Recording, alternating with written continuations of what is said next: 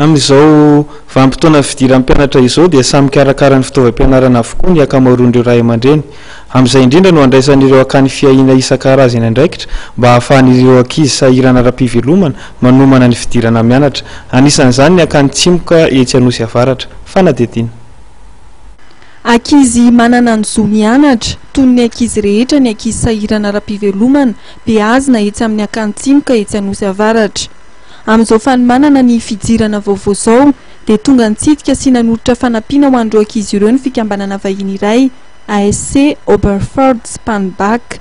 Ity fikambanana ity dia efa miara-miasa akaiky amin'ny akany foyer du cœur eto an-drenivohitra izay mpikarakara ireo zokiolona avy any amin'ny fanakaviana sahirana ihany koa. Tamin'ity indray mitoraka ity dia nanazava ny mpikambana iray Ramatotany Ahmed Zeger fa tsy ionona fotsiny amin'ny fanampiana ireo zokiolona izy ireo fa mitsinjo ireo ankizy ihany koa indrindra amin'izao vanim-potoana fanomanana ny fidiran'ny mpianatra izao.